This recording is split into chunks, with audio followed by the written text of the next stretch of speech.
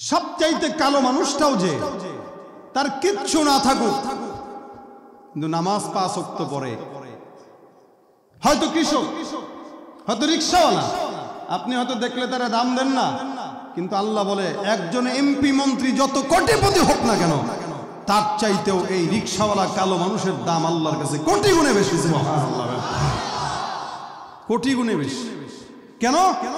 এই রিকশাওয়ালার কিচ্ছু না থাক, কি আছে? জোরে বলেন না, ঈমান আছে।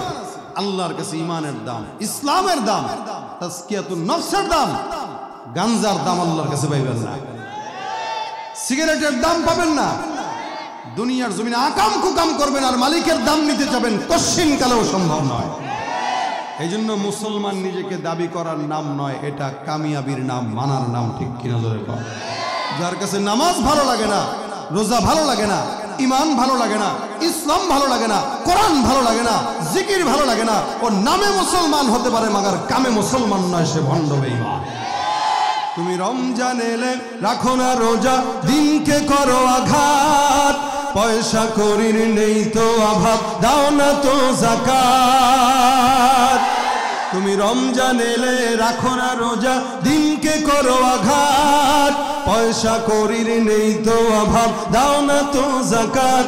তুমি ইমানদারির বড়াই করো, নেই তোমার ঈমান। ঠিক কিনা? ইমানদারির বড়াই করো, নেই তোমার ঈমান। তুমি কেমন মুসলমান, কেমন মুসলমান, তুমি কেমন মুসলমান? নামাজের সাথে নাই পরিচয়, মানো না কোরআন, নামাজের সাথে নাই পরিচয়, মানো না কোরআন। তুমি কেমন মুসলমান? নবীর উম্মত দাবি করো, সুন্নাহ মানো না, নবীর অপমানে তোমার হৃদয় কাঁদে না।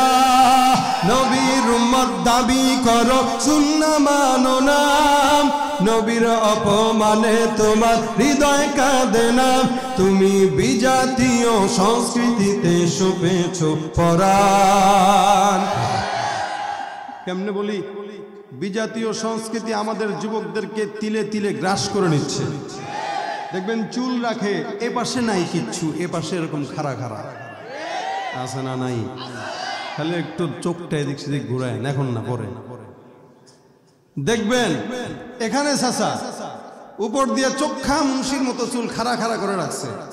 নেইমার যেমনে রাখে তার পছন্দ ওই স্টাইল, অথবা মেসি যেভাবে রাখে তার পছন্দ ওই স্টাইল। আল্লাহ রসুল বলেন, যার সঙ্গে যার মহব্বত থাকবে তার সঙ্গে সে জাহান্নামে যাবে বা জান্নাতে যাবে। যুবকের অবস্থা দেখেন, প্যান্ট একটা পরবে, এখানে সিরা, মাজায় সিরা, এই পিছনে সিরা। আরে ভাই কি অবস্থা! কয় এয়ার কন্ডিশন, এসি রাখে, এসি, বাতাস ঢুকে গেল। এলাকার গ্রামের মহিলারা তো বুঝে না, দেখছে মনে করেন হাঁটুতে সিরা, ইন্নারিলে আদর করা শুরু করছে, পানি খাওয়া, এই করে। কি শেষাছি? তুই কোন জায়গায় অ্যাক্সিডেন্ট করছিস? কিসের অ্যাক্সিডেন্ট? সিরা। এটা বসুন্ধরা থেকে 10,000 টাকা 5,000 টাকা দিয়ে কিনছে। তুই কি কর? কি বলো রে ভাই, সিরা ফ্যান মেশে 5,000 টাকা দিয়ে কিনে? হা পাগলে, যখন কুত্তা যখন কামড়ায় তখন ঠিকই কিনে। এটা পাগলা কুত্তা কামড়া নাই, কামড়া কুত্তা পাগলাইছে। নয়তো সে সিরা প্যান্ট কেন টাকা দিয়ে কিনবে? আগের কাল মানুষ টাকার অভাবে সিরা পড়তো, এখন অধিক টাকার কারণে সিরা পড়ে। আল্লাহ কয়, তুই বড় লোক হইতে পারবি কিন্তু তুই ফকিন্নি থাকিবি। টাকা হইলেই খাওয়া যায় না, টাকা হইলেই পরা যায় না, টাকা হইলেই জুৎসই চলা যায় না। কিছু মানুষ আছে টাকা থাকার পরেও ন্যাংটা। দেখবেন এলাকার বড় প্রভাবশালীর মেয়েটা, ও যখন রাস্তা দিয়ে যায় দেখবেন এতটুকু একটা জামা পরে, ওর শরীরের ভিতরে কাপড় দেখবেন শরীরের চাইতে, কাপড়ের চাইতে শরীরের অঙ্গ দেখা যায় বেশি। এজন্য আমি মাঝে মাঝে বলি, জাকাত যখন আপনাদের উপর ফরজ হবে, সারা বছর জাকাতের টাকাটা জমাবেন, রমজান আসলে তার বাসায় যায় চিঠি দিয়ে আসবেন, ভাই জাকাতের টাকাটা আপনারা দিলাম। কি বলে? আমারও জাকাতের টাকা, আমার টাকা কম আছে। কিন্তু টাকা কম আছে বলেই তো সিরা কাপড় পরেন, ঠিক না? হুজুরের দিকে তাকায় দেখেন, আগা থেকে গোড়া পর্যন্ত সব কাপড়ে ভরা। টাকা জিজ্ঞেস করেন বেতন পায় কত? 5,000 6,000। তা এত কাপড় পায় কই? পরায় কে? টাকা অনেক আছে কিন্তু খাইতে পারে না, ডায়াবেটিস দিয়ে বসায় রাখছে, সারাদিন খালি রুটি খায় আর চা খায় চিনি ছাড়া। আছে না নাই? এই হলো হালত। এই কারণে ভাই আমাদের দেশের যুবকরা সমস্ত বিদেশিদের মতো নিজেদেরকে চালায়। ওর চেহারার দিকে তাকায় দেখেন, আল্লাহর কসম ওরে মানুষ মুসলমান না হিন্দু এটা বুঝার উপায় নাই। এই চুল খাড়া খাড়া, এখানে দোল আছে, হাতের ভিতরে বেস্তাক, ঘড়িটা পড়ছে এই জায়গায় আসছে, ঘড়ি এখানে আসে, ঘড়ি ওর হাড্ডির দিকে তাকায় দেখবেন শরীরের রগগুলো ফুলে রইছে, মানে কিচ্ছু শরীরে নাই, সাফায় দিক দিয়ে ভাঙা, গাজা টানতে টানতে টানতে টানতে সব শেষ। ওর চাপার দিকে তাকাইলে মনে হয় কি পরিমাণে টান এসে। এরপরে হুন্ডাটায় উঠলে দেখবেন তার পিক আপ কি এমন যেন ভং করে টান দেয়। সামনে সিএনজি দিয়ে হরেন না দেয়, সামনে যায় সিএনজি মারতে আসে, আমার দিস নামে চিনোস আমি কে, আজীব অবস্থা। বয়স জিজ্ঞাসা করেন 15-16 বছর বয়স। এদের গ্রুপের নাম আছে একটা, কি জানেন কেউ? কিশোর গ্যাং। কি বলেন? কিশোর গ্যাং। অথচ এরা আমাদের আদরের পাত্র। এদেরকে দেখলে আদর করার কথা, কিন্তু এদেরকে দেখলে মুরব্বীরা ভয় থাকে যে কখন জানি বেয়াদবি করে ফেলা। এ মনে করছে এ জীবন এমনিই যাবে, আর ও মনে করছে এটা সবাই মনে করে আহারে কি জানি দাপটওয়ালা। ওর জিজ্ঞাসা করো তোমরা যারা এখানে এরকম আছো, কেউ যদি থাকো, একটা ভদ্র মানুষের কাছে জিজ্ঞাসা করে দেখো, তোমার ব্যাপারে তার ধারণা হলো তুমি টাউট আর বাটপার ছাড়া কিচ্ছু না। তোমার ব্যাপারে তার এতটুকুই ধারণা।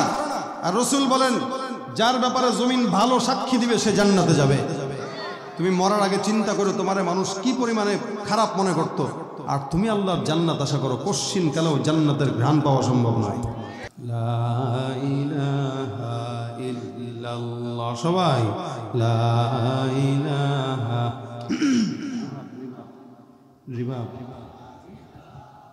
ইল্লাল্লাহ, লা ইলাহা ইল্লাল্লাহ, লা ইলাহা ইল্লাল্লাহ, লা ইলাহা ইল্লাল্লাহ, লা ইলাহা ইল্লাল্লাহ, লা ইলাহা ইল্লাল্লাহ, মুহাম্মাদুর রাসূলুল্লাহ সাল্লাল্লাহু আলাইহি ওয়াসাল্লাম। বাংলাদেশের অধিকাংশ মাহফিলের অবস্থা এমন যে মাহফিলে আলোচক যারা আসবে এরা যদি একটু রং ঢং না করে শ্রোতারা বসতে চায় না। কথা কি ঠিক না বেঠিক বলেন তো? বক্তা কৌতুক দেখবে, কৌতুক দেখাবে, সিগারেট টানার কৌশল দেখাবে, অথবা ন্যাকামি করে কানবে। এটা না হলে পাবলিকও কয় হুজুরের ওয়াজ হয় না, যুদ্ধের না। মানে এটারে পুরো টুকি মেলার জায়গায় বসায় দিছি আমরা।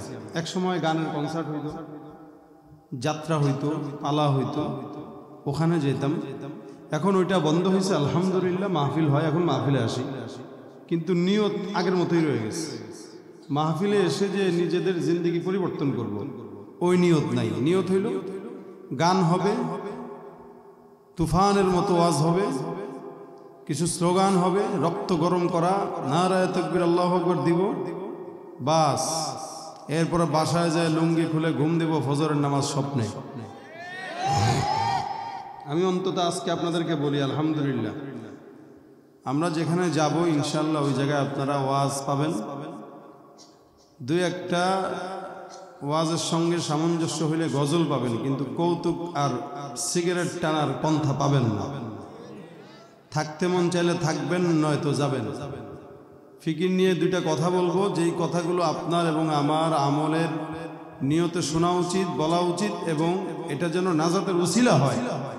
আল্লাহ পাক যেন সেভাবে কবুল করে বলেন আমিন। এই জন্য আগেই বলে দিলাম, কারণ আপনারা মনে করেন মাহফিলে আসা মানে এত বড় আলোচক বক্তা আসছে, ইউটিউবে তো দেখি এই সেই না। ইউটিউবে যেমন দেখেন তেমনই, পার্থক্য নাই। অনেক চিৎকার চেঁচামেচি আমরা মাহফিলে করছি, স্লোগান অনেক দিছি, লাভ হয় না। স্লোগান দিয়া এখান থেকে বের হয়ে সিগারেট ধরায়, এখান থেকে বের হয়ে সিগারেট ধরাইতে ধরাইতে যায়, আরেকজনে গীবত করতে করতে যায়, যার কারণে আলোচনার ধাঁচ পাল্টাইছি। অন্তত আপনারা যেন এখান থেকে বাসা পর্যন্ত কিছু আমল নিয়ে যেতে পারে। দেখি এরপরেও মানুষ কিছু নামাজি হয় কিনা। মাহফিল কি নামাজ ধরার জন্য না ছাড়ার জন্য? এই যে এত কষ্ট করে আমরা কথা বলি, আমাকে টোটালি ডাক্তার বলে দিয়েছে আপনি একটা মাস রেস্ট নেন, কথাবার্তা বলেন না, গলা যদি বাঁচাইতে চান। রেস্ট তো নাই, প্রতিদিন একাধিক, ডাবল, 3টা এভাবে। এই যে কষ্ট শরীরের, বাসায় ঘুমায় থাকলে তো আরাম হইতো আমার, কিন্তু আপনাদের কাছে আসলাম, আশাটা যদি সার্থক নাই হয়, আমার এই বসাটা যদি আপনাদের নাজাতের কারণ নাই হয়, কি লাভ হইল? আমারও বা কষ্ট করে আসা, আপনাদেরও বা কষ্ট করে প্রোগ্রাম করা। এই জন্য নিয়ত হইল এখান থেকে যাব, নামাজ বেনামাজি হয়ে এখানে ঢুকবো, এখান থেকে বের হব নামাজি হয়ে ইনশাআল্লাহ। আল্লাহ পাক কবুল করে বলেন আমিন। দেখেন, আল্লাহ পাক রব্বুল আলামিন বান্দাকে দুনিয়াতে প্রেরণ করেছেন, প্রত্যেকটা বান্দাকে আল্লাহ পাক রব্বুল আলামিন একটা নফস দিয়েছেন। এই জন্য আল্লাহ পাক রব্বুল আলামিন কোরআনে বলেন কদ আফলাহা মান যাক্কাহা। অতীতের বান্দাদেরকে আল্লাহ পাক স্পষ্ট করে তাদের ব্যাপারে আমাদেরকে বলছেন, যারা অতীতে যাদের নফসকে পবিত্র করেছে তো তারা সফল হয়েছে। সুবহানাল্লাহ। আফলাহা মানে এটা মাজির সিগা। অতীতে যারা সফল হয়েছে তারা কারা? মান যাক্কাহা, যে তার নফসকে আত্মশুদ্ধি করেছে তারা। ওয়াকাদ খাবা মান দাসাহা, আর যারা যাদের অন্তরকে কলুষিত করেছে তারা ধ্বংস হয়েছে। অন্তর কলুষিত হওয়া মানে ধ্বংসের আলামত, অন্তর পবিত্র হওয়া মানে সফলতার আলামত, ঠিক না? বর্তমান সময়ে আমরা আমাদের অন্তর আছে, দেখেন মানুষকে ধোঁকা দেয় 2টা জিনিস, একটা নফস আর একটা শয়তান। এই শয়তানটা আগে নফসকে পরিবর্তন করে, তারপরে নফস বান্দাকে পরিবর্তন করে গুনাহের জায়গায় নেয়। এই 2 জিনিস মিলে মানুষকে ধ্বংস করে। এই জন্য আল্লাহ পাক রব্বুল আলামিনের হাবিব বলেন, এই তোমাদের প্রত্যেকটা মানুষের ভিতরে আল্লাহ পাক একটা নফস দিয়েছেন, যেটা এই যে বুকের এই জায়গাটায় থাকে, বাম পাশে। রাসূল সাল্লাল্লাহু আলাইহি ওয়াসাল্লাম বলেন, ইদা সলুহাত সলুহাল জাসাদু কুল্লুহু। যদি ওই অন্তরটা ভালো হয়, সহি হয়, তো সারা দেমাগ, সারা শরীর, মাথার চুল থেকে পা পর্যন্ত সব পবিত্র হয়ে যাবে। সুবহানাল্লাহ। ওয়া ইদা ফাসাদাত ফাসাদাল জাসাদু কুল্লু। আর যদি এটা নষ্ট হয়, বান্দার রক্ত, মাংস, গোশত যা আছে সব নষ্ট হয়ে যাবে। রাসূল বলেন, জানো সেটা কি? আলা ওয়াহিয়াল কলব। মনে রেখো, এটা কিন্তু তোমার অন্তর, ওইটা তোমার নফস, ওইটা তোমার কলব। এই জন্য কলবকে পরিবর্তন করো। যার কলব পরিবর্তন হয়, পবিত্র হয়, ওই বান্দার কাছে ঘুষটাকে খারাপ লাগে। যার কলব ভালো নাই, যার কলব নোংরা, তার কাছে ঘুষটাকে খাইতে মজা লাগে, ঠিক কিনা? যার কলব অপবিত্র, তার কাছে সুদের টাকাকে ভালো লাগে। যার কলব অপবিত্র, জেনা ভালো লাগে। কলব অপবিত্র, মানুষকে ঠকাইতে ভালো লাগে। যার কারণে মুসলমানের সমাজের ভিতরে মুসলমান নাম টিকে আছে, কিন্তু মুসলমানিত্ব টিকে নাই। কথা যদি বুঝে থাকেন আওয়াজ দিতে রাজি আছেন ইনশাআল্লাহ? প্রত্যেকটা মানুষ যদি কেউ নিজেকে মুসলমান দাবি করে, আর সে যদি মসজিদে না যায়, ওর মুসলমানি শুধু দাবি থাকবে, মানা হইল না। বলেন তো, মুসলমানি কি দাবির নাম না মানার নাম? জোরে বলেন না। নামাজের কথা আমাদের সমাজের যুবকদেরকে বললেই হইল, হাসি একটা দিয়া লজ্জা মুখে, ভাই প্যান্টে একটু সমস্যা আছে না? নাই, প্যান্টে সমস্যা, তার মানে প্যান্টে কি করে? মুইতে দিছে। সহজ বাংলা ভাষা, মুইতে দিছে। যার প্যান্টের সমস্যা, সে প্যান্ট নাপাক করেছে। এ ছোটবেলাতেও প্যান্ট নাপাক করতো, বড় হয়ে গেছে এখনো প্যান্ট নাপাক পরে। দোকানে যায় ওর সাইজের প্যাম্পাস কিনে দিবেন, ও প্যাম্পাস করে থাকে। কি বলেন, ঠিক না? প্যান্ট যদি নাপাক থাকে, শয়তান তার কাছে যাবে না তো কার কাছে যাবে? একজন মানুষের নাপাক যদি থাকে, তো শয়তানই তার কাছে যায়, রহমতের ফেরেশতা তার কাছে ঘেসে না। যদি সে নাপাকি থাকে, শয়তান যদি তার 24 ঘন্টা শেল্টার দেয়, তাহলে ওর নামাজ কেমনে পড়বে? ওর কাছে তো নামাজ বিষের মতো লাগবে। এই জন্য আমাদের দেশের যুবকদেরকে নামাজের কথা বললে ওদের ভালো লাগে না, পর্দার কথা বললে ভালো লাগে না, জিকিরের কথা বললে ভালো লাগে না। মদ খাইতে বলেন, দেখবেন খুব চিল আসে তার কথা। জেনা করতে বলেন খুব মজা, গুনাহ করতে বলেন খুব মজা। এরা খালি নামে নামে ফুটায় আমি মুসলমান, ইসলাম কি আমি কম জানি? চায়ের দোকানদারও দেখবেন ইসলাম অনেক জানে, ফতুয়া আমার চেয়ে বেশি দেয় সে। টিভিটা দেখবে আর বলবে আরে হুজুররা এমন জানি, হুজুররা কি করছে তো কয় বড় বড় কথা কয়, খালি কাম নাই তো, খালি ইমামতি করে তো, বুঝবে কি দুনিয়া? যে ইমামতি বুঝলো সেই সারা দুনিয়া বুঝলো, আর যে দুনিয়া বুঝলো সে দুনিয়া বুঝলো কিন্তু জান্নাত বুঝলো না আল্লাহর কাছে। এই জন্য ইমানদারের দাম বেশি না কম বলেন তো? কতটুকু বেশি দেখেন আল্লাহ পাক হাদিসে কুদসিতে বলেন, ইন্নাল্লাহা লা ইয়ানজুরু ইলা সুওয়ারিকুম ওয়া আমওয়ালিকুম ওয়ালাকিন ইয়ানজুরু ইলা কুলুবিকুম ওয়া আমালিকুম। আল্লাহ রাসূল বলেন, আল্লাহ পাক হাদিসে কুদসিতে বলেছেন যে আল্লাহর কাছে মানুষের এই সুন্দর চেহারার কোনো ভ্যালু নাই। আমার চামড়া সাদা, এরপরেও আমি বলতেছি চেহারা সাদার কোনো ভ্যালু নাই। মানবা রাসূলের উম্মত নিজেকে দাবি করবা, আর তুমি সমস্ত ইহুদিদের মতো চুল পরবা, চুল আশ্রাবা, নাসারাদের মতো পোশাক পরবা, তুমি মুসলমানের বাচ্চা হতে পারো কিন্তু তুমি মুসলমান নয়। এই জন্য ভালো মুসলমান হব না ভণ্ড হব বলেন? নফস অপবিত্র হইলে পরে এগুলা করে মানুষ।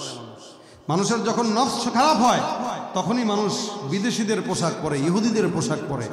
এই কারণে আল্লাহ বলেন, কদ আফলাহা মান যাক্কাহা, যারা দুনিয়ার জমিনে সফল হয়েছে সমস্ত বান্দারা তাদের নফসকে পবিত্র করার মাধ্যমে সফল হয়েছে।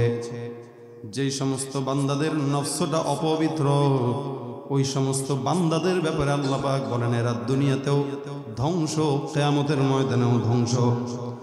আল্লাহ পাক রব্বুল আলামিন অসংখ্য আয়াতের ভিতরে বান্দাকে সতর্ক করলেন, কদ আফলাহাল মুমিনুন আল্লাযীনা হুম ফী সালাতিহিম খাশিউন ওয়াল্লাযীনা হুম আনিল লাগwi মুরিদুন ওয়াল্লাযীনা হুম লিয-যাকাতি ফাঈলুন।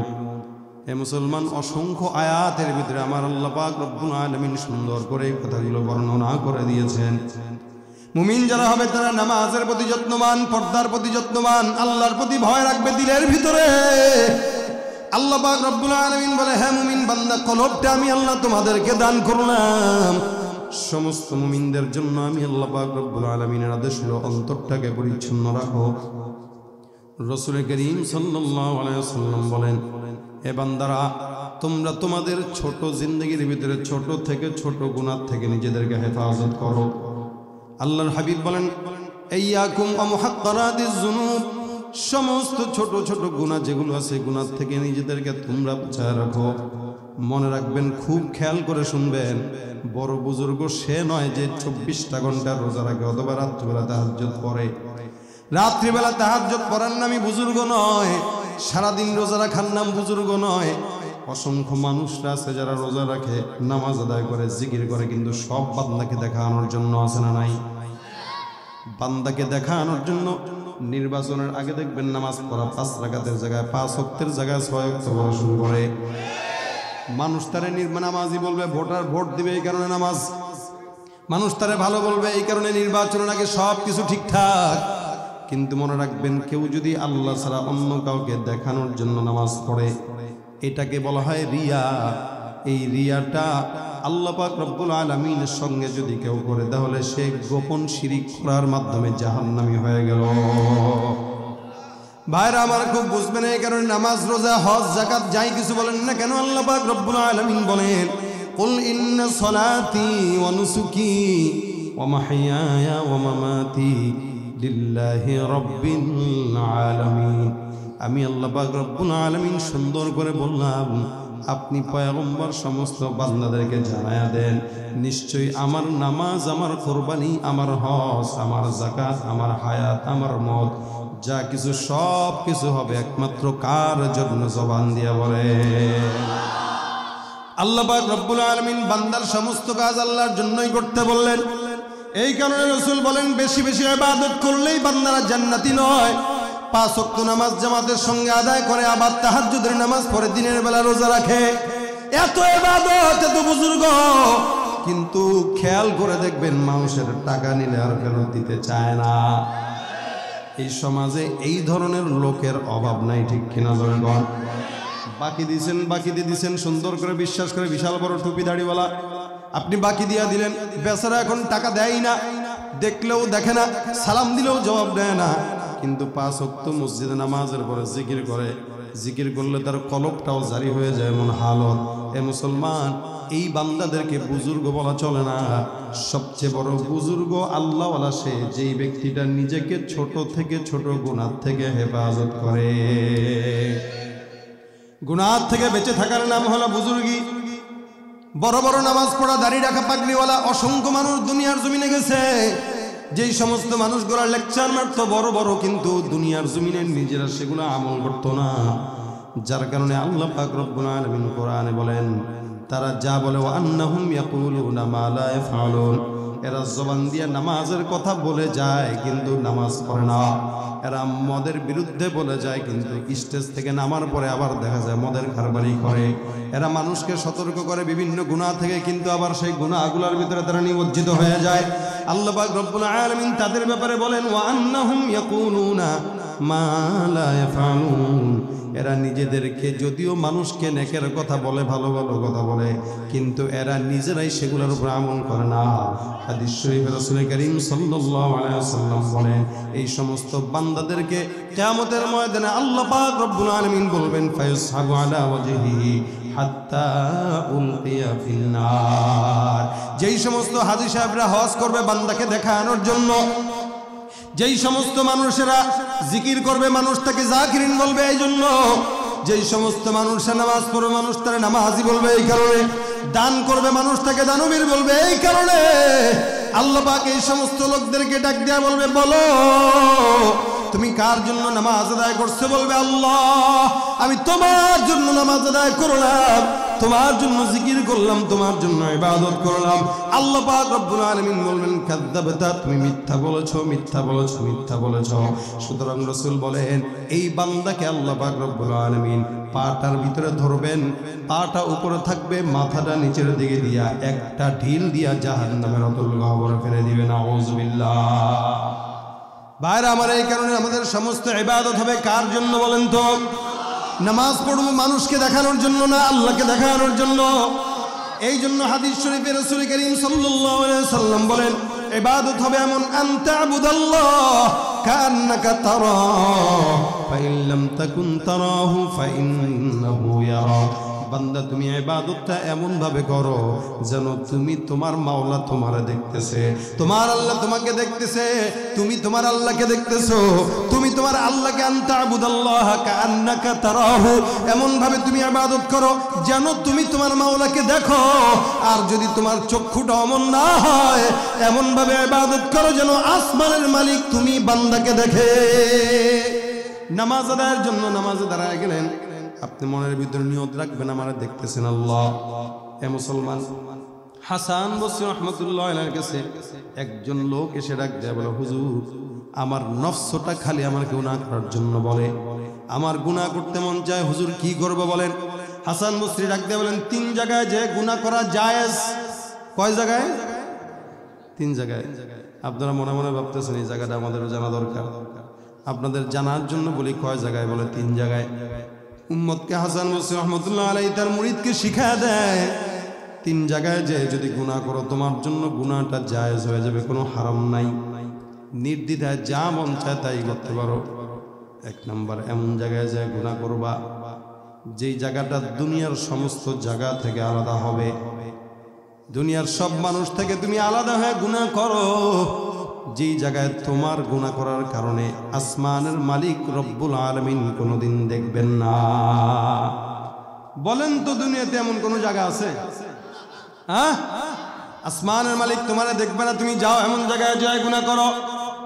2 নাম্বার, এমন জায়গায় যায় গুনাহ করো যেই জায়গায় তোমার 2 ফেরেশতা তোমার কাঁধের ভিতরে। আল্লাহ পাক রব্বুল আলামিন বলেন, ওয়া ইন্না আলাইকুম লাহাফিজিন কিরামান কাতিবিন ইয়ালামুনা মা তাফআলুন। আল্লাহ পাক রব্বুল আলামিন বলে, বান্দা তোমাদের হেফাজতের জন্য আমি সম্মানিত 2 জন ফেরেশতা তোমাদেরকে দিলাম। তোমরা যাই কিছু করো না কেন, খারাপ আর ভালো, ওই সব কিছু সেই ফেরেশতারা মুহূর্তে মুহূর্তে লিপিবদ্ধ করে নেয়। সুবহানাল্লাহ। এ মুসলমান, গুনাহ যে করেন মানুষ যখন চুরি করতে যায় যদি সিসি ক্যামেরা দেখে আবার ওখান থেকে হেফাজত না, এই জায়গায় চুরি করা যাবে না, কারণ ওই জায়গায় সিসি ক্যামেরা দেখা যায়। এ মুসলমান, যতই গোপনে গুনাহ করেন না কেন, গভীর রাতে আপনার ঘরে মনে করছেন কেউ নাই, কিন্তু আসমানের মালিক তো একজন আছে, যেই মালিক আল্লাহ 24টা ঘন্টা আপনারা দেখেন। হাসান বসরি ডাক দেয়া বলে, এমন জায়গায় যায় গুনাহ করো যেই জায়গায় তোমার মালিক তোমার দেখে না। 2 নম্বরে এমন জায়গায় যায় গুনাহ করো যেই জায়গায় কিরামান কাতিবিন সম্মানিত 2 ফেরেশতা তোমার আমলনামা লিখতে পারে না। 3 নম্বরে এমন জায়গায় যায় গুনাহ করো মালাকুল মাউত আজরাইল কোনদিন তোমার কাছে মৃত্যুর দূত হয়ে যেতে পারবে না। এই বান্দা ডাক দেয়া বলে, হুজুর সারা জিন্দেগি ভর যদি তালাশ করি এমন কোন জায়গা দুনিয়াতে পাওয়া যাবে না। হাসান বসরি রহমাতুল্লাহ আলাইহি ডাক দেয়া বলেন, যদি না পাও আল্লাহর কসম নিজের কল্যাণের জন্য বাবারা ছোট থেকে ছোট গুনাহ থেকে বাঁচো।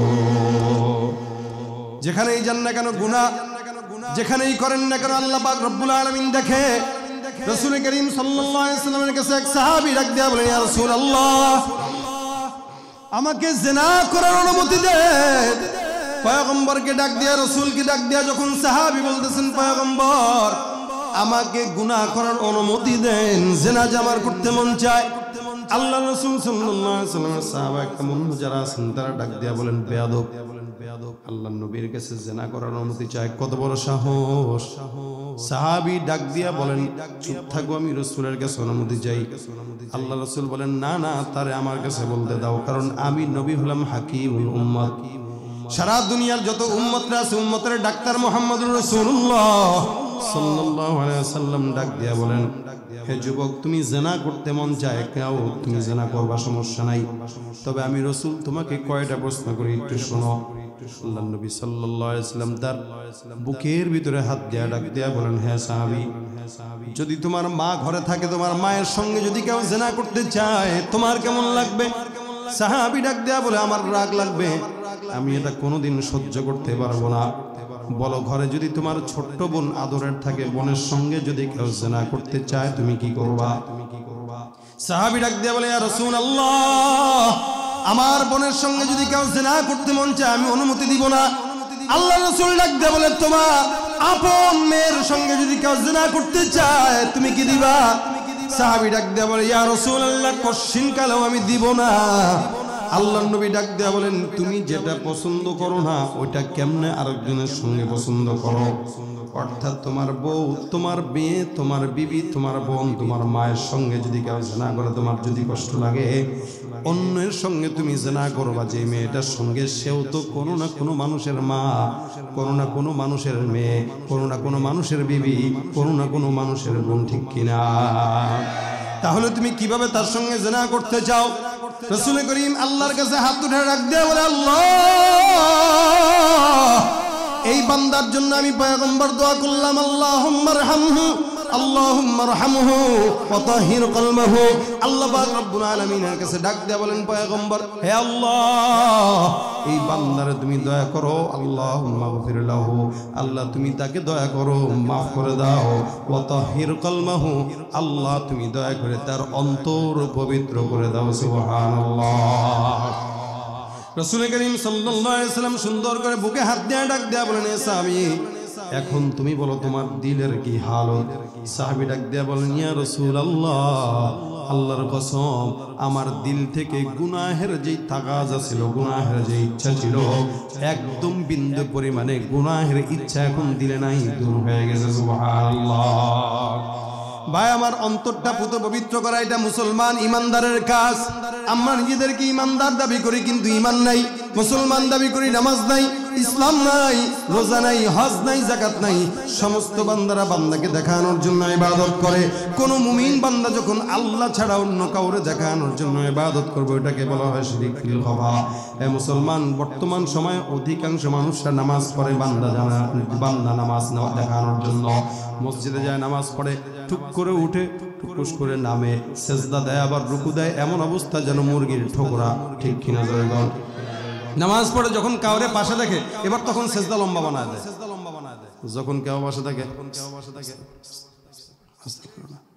মানুষকে দেখানোর জন্য। এটা কি জায়েজ না হারাম? এই কারণে আল্লাহ পাক রব্বুল আলামিনের হাবিব বলে বান্দা তোমরা যা কিছু করবা সব একমাত্র আল্লাহর জন্য। আল্লাহ পাক বলে বান্দা যা কিছু করবা সব আল্লাহর জন্য। অতীত জামানায় শেষ জামানায় একদম কিয়ামতের আগে আমরা যেই সময়টা এখন অবস্থান করতেছি এটা কিয়ামতের একদম ঘনিষ্ঠ সময় চলে আসছে, বেশি দিন বাকি নাই। দুনিয়ার সমস্ত পরিবেশের কারণে মনে হয় যেভাবে গুনাহটাকে আম করা হয়েছে, গুনাহকে গুনাহ মনে করা হয় না। এটাই হলো কিয়ামতের অনেক বড় আলামত, ঠিক কিনা? গুনাহ করতেছে, গুনাহকে ইবাদত মনে করে করে ঘুষ খাইতেছে, ঘুষটাকে ইবাদত মনে করে খায়, ঘুষটাকে সওয়াব মনে করে খায়। ইস্তিহলালুল হারামি কুফরুন। ইস্তিহলালুল হারাম কুফরুন মানে হারাম জিনিসকে হালাল মনে করে করা, এটা কি? কুফরি। বলেন কি? কুফরি। মানে আপনি একটা গুনাহ হলো ঘুষ খাওয়া, এই ঘুষটা আপনি নিজে খাইতেছেন এই মনে করে যে আমি খাইতেছি, গুনাহ করতেছি, আল্লাহর কাছে মাফ চায় না, এক হিসাব। আরেকটা হলো না আমি এটা ঘুষই খাই না, আমি তার সহযোগিতা করতেছি যার কারণে নিছি। সুদ খাচ্ছে, জায়েজ মনে করে খাচ্ছে। দেখবেন টাকা ধার চাবেন, এলাকার কোনো মানুষের কাছে ধার দিবে না। চাচা গো 10,000 টাকা ধার দিবেননি? আরে ভাতিজা তুমি চাইছো, কালকে চাইলে তো দিতে পারতাম। আহারে একটু আগে না একজনে দিয়ে দিলাম, কও চাচা দেন না, কই নাই রে ভাতিজা নাই, থাকলে তোরে আবার না করি, তুই আবার কত কাছের। ভাতিজাও কিন্তু বুঝে এই চাচারে কোন জায়গায় তেল দিলে পিকআপ চলে। এখন ভাতিজাও চালাক তো, চাচারে ডাক দেখে চাচা গো আপনি আমার দিবেন না, এই যে দেখেন, বুঝছেন নি? 10-এ 1 চাচা দেন না, 10,000 1,000 দিয়ে দেবেন। চাচা কয় দাঁড়া, তোর চাচির কাছে আছে কিনা এটা দেখে আসি। হয় না চাচির কাছে নাই, এতক্ষণে চাচির কাছেও নাই, তার কাছেও নাই, যে 1,000-এর কথা বলছে। এখন তোর চাচির কত চিপা চাপা আছে না, জায়গা কোন জায়গায় যে রাখে দেখি, জিজ্ঞাসা কইরা জিজ্ঞাসা করে এসে কত লাগবে, 10, বেশি লাগলে নিতে পারোস, তুই তো আমার একমাত্র ভাতিজা, তোরে দিব না কারে দিব? আসলে কি মহব্বতে দিছে না সুদের জন্য দিছে? জোরে বলেন। সুদের জন্য দিছে। অথচ যদি জিজ্ঞাসা করেন ভাই আপনি হারাম করছেন, এটা হারাম কেমনে হইল? সে আমার থেকে টাকা নিয়ে ঘর বানাইছে, তার জিন্দেগিতে ঘর বানানোর মুরত ছিল? 10 বছর লাগতো ঘর বানাইতে, আমি তার 1 লাখ টাকা দিছি, সে ঘর বানাইছে, আমার 10,000 টাকা সে হেল্প করছে, সমস্যা। কিন্তু ব্যবসা করতেছে হারাম, নাম দিচ্ছে ব্যবসা। হারাম করে ইবাদত মনে করে, জিনা করে, এটারে মনে করে না, এটা সমস্যা নাই। এখন তো আমাদের দেশে এরকম চুক্তি বিবাহ শুরু হয়ে গেছে। কি বিবাহ? চুক্তি বিবাহ। চুক্তি করে বিয়ে করে 2-4 দিন থাকে, মজা টজা নেয়, বাস আমেরিকায় ভিসা পাইলো, লন্ডনে ভিসা পাইলো, বাস পরে তালাক। নাউজুবিল্লাহি মিন যালিক। কিয়ামতের আগে এগুলো হবে।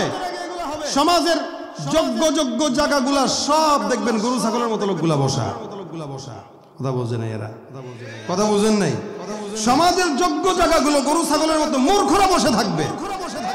আর এই সমস্ত ওয়াজের প্যান্ডেলগুলোতে আলেম নামের কলঙ্ক, যেগুলা কোনোদিন মাদ্রাসায় যায় নাই, এগুলা বসে বসে তখন কোরআন হাদিস পারবে না তো সিগারেট টানার স্টাইল দেখাবে আর নাটক করবে। কিয়ামতের আলামত এগুলো চলে আসছে। গুনাহ চতুর্দিকে এমন, এই কারণে রাসূল বলেন শেষ জামানায় গুনাহ ঈমানটা হাতে রাখা এত কষ্ট হবে, হাতের ভিতরে আগুনের অঙ্গার রাখার চাইতেও ঈমানটা বুকে রাখা কষ্ট, ঠিক না? সেই জামানা কি এখন আসে নাই? আসছে। যার কারণে তো সুদকে নেক মনে করে খায়, ঘুষকে ইবাদত মনে করে খায়। এরপরে যত গুনাহ চলতেছে আসবাব, এই আসবাবে গুনাহ বাড়তেছে ঠিকই, কিন্তু এটাকে গুনাহ মনে করা হচ্ছে না।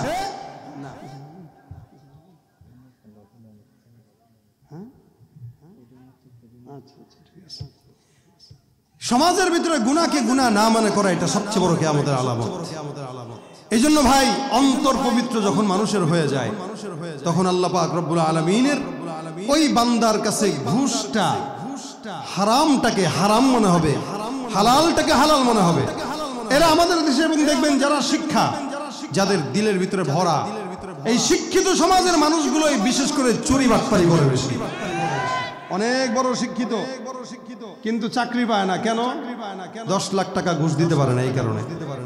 ঘুষ দিলেই চাকরি হয়। আর শিক্ষিত মানুষ এ দেখবেন সমাজে ঘুষ না দেওয়ার কারণে চাকরি পায় না। অশিক্ষিত যে নিজের নামটা কলম দিয়ে লিখতে পারে না, ও দেখেন 10 লাখ টাকা ঘুষ দিয়া বড় অফিসার পদে চাকরি নিয়ে গেছে। আছে নাই? ওরা হলো দেশের লাগি মহামারীর মতন, ফাইলে কলম ঠেকাইয়া চালায় তারা নির্যাতন। ওরা হলো দেশের লাগি মহামারীর মতন, ফাইলে কলম ঠেকাইয়া চালায় তারা নির্যাতন। ঘুষের টাকায় ওদের ভুঁড়ি, ঘুষের টাকায় ওদের ভুঁড়ি করে যে টানটা। ওরা শিক্ষিত শয়তান, কে? ওরা শিক্ষিত শয়তান, ওরা শিক্ষিত শয়তান। দুর্নীতির ওই আখড়ায় বসে, দুর্নীতির ওই আখড়ায় বসে জাহির করে জ্ঞান, কলম দিয়ে কামায় টাকা ধরে সাধুর ভান। ওরা শিক্ষিত শয়তান, ওরা শিক্ষিত শয়তান। ঠিক না? পীরগিরি আর মাজার পূজা চলছে দেশটা জুড়িয়া, শিরকি আর ভণ্ডামিতে দেশটা গেছে ভরিয়া। পীরগিরি আর মাজার পূজা চলছে দেশটা জুড়িয়া, শিরকি আর ভণ্ডামিতে দেশটা গেছে ভরিয়া। গাজার কলকি টান মারিয়া, গাজার কলকি টান মারিয়া দেখায় খাজার শান। ওরা কি? ওরা শিক্ষিত শয়তান, ওরা শিক্ষিত শয়তান, ওরা শিক্ষিত শয়তান। আছে না নাই? এই জন্য ভাইরা আমার, শিক্ষা থাকলেই মানুষকে মানুষ বলা যাবে। শিক্ষার সঙ্গে কোরআন দরকার, আছে না নাই? যার ভিতরে কোরআনের নূর থাকবে তার অন্তরটা পবিত্র। আল্লাহ পাক রব্বুল আলামিন এই কারণে বলেন, ইন্নাল উলামা ইন্নামা ইয়াখশাল্লাহা মিন ইবাদিহিল উলামা। সমস্ত মানুষদের ভিতরে সবচাইতে বেশি আল্লাহকে ভয় পায় একমাত্র আলেমেরা। রাসূল করিম সাল্লাল্লাহু আলাইহি ওয়াসাল্লাম বলেন, ফাদলুল আলিমি আলাল আবিদি কাফাদলি আলা আদনাকুম। সমস্ত দুনিয়ার সব বান্দাদের চাইতে আবেদদেরকে একসঙ্গে করলো একজন আলেমের সমান হতে পারবে না। কেন? আলেম তাজকিয়াতুন নফস কাকে বলে, কেমনে করা লাগে ভালো করে জানে। আর যত আবেদরা আছে, শিক্ষিত আছে, নামাজ পড়ে কোনো মতে রোজা রাখে কিন্তু আলেম না। এরা দেখবেন নামাজ পড়লেও রোজা রাখলেও ইবাদত করলেও ঘুষের টাকার মায়া ছাড়তে পারে না। কেন? ওই যে আলেম হয় নাই, যার কারণে ওর কাছে এই ঘুষের টাকাটা ইন্টারেস্টের টাকা মনে হয়, সুদের টাকাটা ইন্টারেস্ট মানে ব্যাংক থেকে উঠায় আর খায়। কই কাকা চলেন, কেমনে সরকারি চাকরি করছেন আজীবন, এখন কি করেন? আল্লাহ চালায়, নামাজ কালাম পড়ি, রোজা রাখি, হজ করি, প্রতি বছর আল্লাহ চালায়। কেমনে চালায়?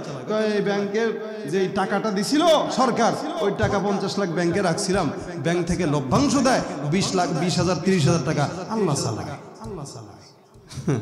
বুঝছেন নি? হারাম টাকা খায় আর কয় আল্লাহ চালায়।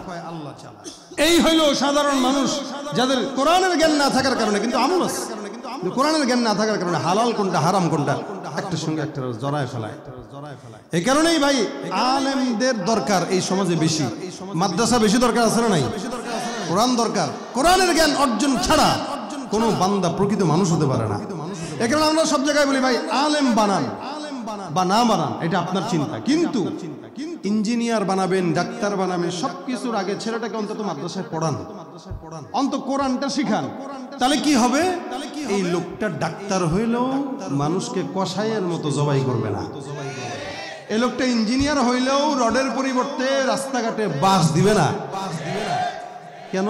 তার ভিতরে কোরআনের জ্ঞান থাকবে, ভয় থাকবে, ভয় থাকবে। এই কারণে আমরা এটা বলি, অন্তত কোরআনের জ্ঞান রাখেন। যার কোরআনের জ্ঞান আছে তার নফস তাজকিয়া হয়ে যায় অটোমেটিক, কারণ কোরআন সবসময় ঘষামাজা করে। রাসূল বলেন এই কারণে তোমরা আল্লাহ পাকের ছোট থেকে ছোট গুনাহ থেকে নিজেদেরকে বাঁচাও। কেন? এগুলো যখন একসঙ্গে জমা হয় কাঁধের উপরে, এইটার উদাহরণ রাসূল এভাবে দিয়েছেন। অনেকগুলো মানুষ একসঙ্গে লাকড়ি জমা করলো, করার পরে এই লাকড়ি দিয়ে তারা খাবার রান্না করলো। এই সমস্ত লাকড়িগুলো একসঙ্গে খাবারকে যেভাবে রান্না করার জন্য পুড়ে মুহূর্তেই ভস্ম হয়ে যায়, ঠিক বান্দার সমস্ত গুনাহগুলো বান্দাকে মুহূর্তেই এভাবে ধ্বংস করে দেয়। এই জন্য বেশি ইবাদত করা বড় বিষয় না, বড় বিষয় হলো নিজেকে গুনাহ থেকে কি রাখা, বাঁচায় রাখা। মনে করছেন পাগড়ি আছে, জুব্বা আছে, বড় হুজুর না। জুব্বা পাগড়ি হুজুরের আলামত না। হাত নরম হইলে মনে করছেন বড় বুজুর্গ না। হাত নরম হইলে বুজুর্গির আলামত না। এজন্য নিজেকে ছোট গুনাহ থেকে বাঁচান। কারণ রাসূল বলেন অন্য হাদিসে, ইয়াকুমুল মাসিয়া ফাইন্না বিল মাসিয়াতি হাল্লা সাখাতুল্লাহি আযজা ওয়া জাল্লা। বান্দারা গুনাহ থেকে বাঁচো। কেন? কারণ গুনাহ বান্দার যখন হয়ে যায় বেশি আল্লাহ পাক রাগান্বিত হয়ে যায়। মুসা পয়গম্বরকে উম্মতরা ডাক দিয়া বলেন, মুসা পয়গম্বর, আল্লাহ পাক রাগান্বিত হইলে তার আলামত কি? মুসা নবী ডাক দিয়া বলেন, আল্লাহ রাগান্বিত হওয়ার আলামত হইল আল্লাহ পাক যখন বেশি বেশি রাগান্বিত হয়, আসমান থেকে যেটা যখন দেওয়া দরকার সেটা তখন আল্লাহ দেন না, যখন যেটা দরকার নাই তখন সেটা দিয়া দেন। দেখেন, গরমের সময় বৃষ্টি হওয়া দরকার, বৃষ্টি নাই। শীতের সময় শীত আসা দরকার, মাগার শীত নাই। ঠিক কিনা? আচ্ছা, দ্রব্যমূল্যের দাম বাড়ছে না কমছে? বেতন কি বাড়ছে? উচিত ছিল বেতন বাড়া, দ্রব্যমূল্যের দাম কমা। যেহেতু আল্লাহ রাগ হয়ে গেছে এই কারণে দ্রব্যমূল্যের দাম বাড়ায় দিছে আর আমাদের বেতন কমায় দিছে। এটা হচ্ছে আল্লাহ পাকের রাগান্বিত হওয়ার বড় কারণ। যখন বান্দার যেটা দরকার হয় আল্লাহ যদি রাগ করে তখন সেটা বান্দারে দেয় না। এই কারণে চেয়ে নেওয়া লাগে, আর চাইলেও তো আল্লাহ কবুল করে না। কেন? অধিকাংশ মানুষের টাকার ভিতরে হারাম ঢোকা, আমরা নিজেরাও জানি না। আমাদের অগোচরেই আমরা হারাম খাচ্ছি, আমরা নিজেদের কোনো হুঁশ নাই। এই কারণে আমাদের মসজিদের দোয়া কবুল হয় না, মেম্বারের দোয়া কবুল হয় না, মাহফিলের দোয়া কবুল হয় না। কেন? গুনাহে ভরপুর আমাদের পশমে পশম। এই জন্য রাসূল বলেন, গুনাহ থেকে যদি বাঁচতে চাও, দেখেন দুনিয়াতে কারো যদি কোনো খারাপ ভিডিও তৈরি হয়, ফাঁস হয়, 10 লাখ লাগলে 10 লাখ দেওয়া হলে ওইটারে গোপন রাখবে, ধামাচাপা দিবে। আমরা যে যা গুনাহ করছি আল্লাহর কাছে ভিডিও আছে না নাই? ভিডিও কাটার ধান্দা করছেন কোনোদিন? চিন্তাই তো করেন না যে আল্লাহর কাছে ভিডিও আছে, এর চিন্তাও তো করেন না। চিন্তা করা উচিত যে আল্লাহর কাছে আমার রাত্রের গোপনের ভিডিওটা আছে, কাটবেন কেমনে? রাসূল সাল্লাল্লাহু আলাইহি ওয়াসাল্লাম বলেন, এই গোপন ভিডিওগুলো কাটার জন্য সবচেয়ে বড় আমল হলো ইস্তেগফার। আস্তাগফিরুল্লাহ বলবেন তো এক একটা করে গুনাহ কাটবে। সুবহানাল্লাহ। এই যে আস্তাগফিরুল্লাহ যারা পড়বেন, হাদিস শরীফে রাসূল বলেন আস্তাগফিরুল্লাহ পড়ার মাধ্যমে বান্দার রিজিক বৃদ্ধি হয়ে যায়। সুবহানাল্লাহ। আস্তাগফিরুল্লাহ পড়ার মাধ্যমে বান্দার বিপদ থেকে হেফাজত হয়। সুবহানাল্লাহ। এজন্য যখনই সময় হবে ইস্তেগফার, রাজি আছি তো ইনশাআল্লাহ। এই সামনে খালি আমাদের সরকাররা, নেতারা খালি বলে দুর্ভিক্ষ দুর্ভিক্ষ। কিসের দুর্ভিক্ষ? আর দুর্ভিক্ষর জায়গায় দুর্ভিক্ষ হবে, এটা দুনিয়াতে অতীতে অনেক হয়েছে, নবীর জামানা থেকেই হয়ে আসতেছে, অতীতেও হয়েছে, হবে না। খালি ভাই দুর্ভিক্ষ, জানি কি হয় আল্লাহ জানি, না খায় মরি না। কারণ আল্লাহ পাক কোরআনে অসংখ্য জায়গায়, প্রায় 90 জায়গায় আল্লাহ পাক রব্বুল আলামিন বান্দাকে রিজিকের ব্যাপারে নিশ্চিন্ত করেছেন যে খবরদার রিজিক নিয়ে চিন্তা করো না, আমি আল্লাহ পাকের দরবারে রিজিকের ফয়সালা তোমার জন্মের আগেই করে রাখছি। সুবহানাল্লাহ। আর এক জায়গায় খালি শয়তানের ভয় দেখাইছে যে এই শয়তান তোমাদেরকে রিজিকের ভয় দেখাবে, মানে আল্লাহ পাক 90 জায়গা আমাদেরকে সাহস দিয়েছে আর শয়তান এক জায়গায় ধোঁকা দিয়েছে। আমরা এখন খালি শয়তানের ধোঁকাটা নিয়ে আরে কি খাবো কি পরবো, আল্লাহ যে 90 জায়গায় রিজিকের ব্যাপারে আমাদেরকে সাহস দিয়েছে ওই চিন্তা আমরা কোনোদিন করি না। রাসূল বলেন কেউ যদি ইস্তেগফার পড়ে তার রিজিকের অভাব দূর হয়ে যাবে। সুবহানাল্লাহ। এই জন্য উঠতে বসতে চলতে ফিরতে যখন যখন যা সময় পাবেন, প্রত্যেকটা মানুষের জন্য বলি, সময় আছে গীবত না করে, শিকায়াত না করে, উল্টাপাল্টা কথা না বলে, জবানটা নষ্ট না করে আস্তাগফিরুল্লাহ আস্তাগফিরুল্লাহ আস্তাগফিরুল্লাহ যত পড়বেন তত সওয়াব। ঠিক কিনা? এই কারণে এখান থেকে সব ভুলে যান। কত কিছু আলোচনা আপনারা শুনলেন, সব মনে রাখতে পারবেন এটা বিষয় না। আমি ভাঙ্গা ভাঙ্গা গলায় আপনারা যা বলছি এগুলাও ভুলে যাবেন, কিন্তু কথা হইলো এখান থেকে নিয়ে গেলাম কি, বাসা পর্যন্ত কি নিয়ে গেলাম।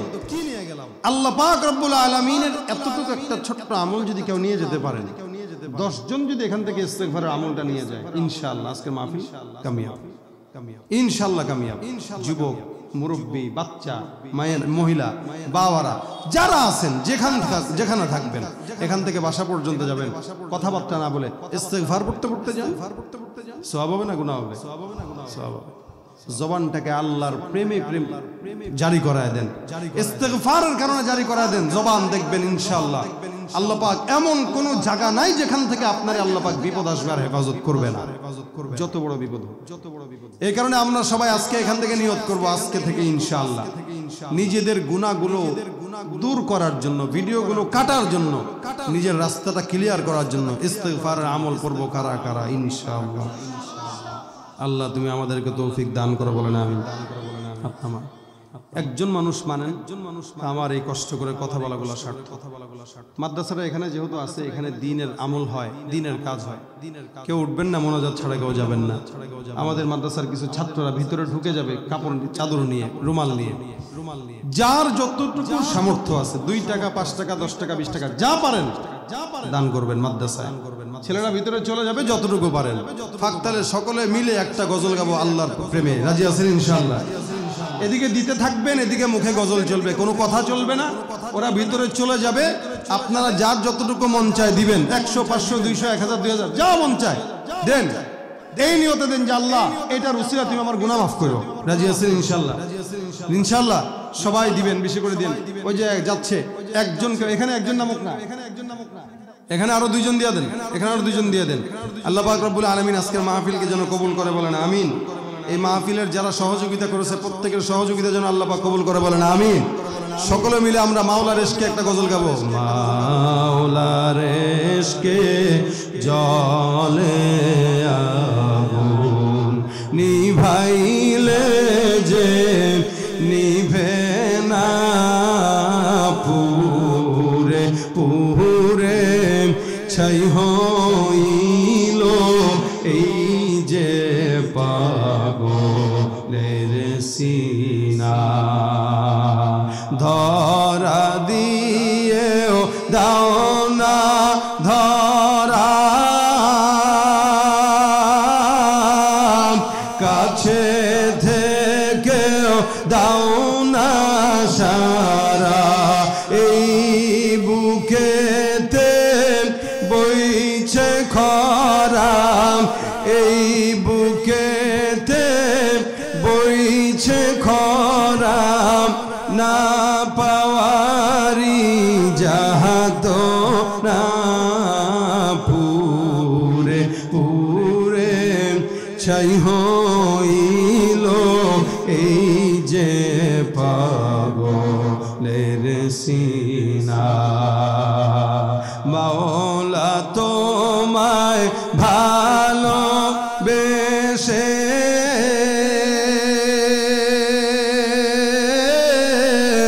কলিজা পুড়ে গন্ধ আসে, আমি তোমার নূরে যাব মিশে, তোমার নূরে যাব মিশে।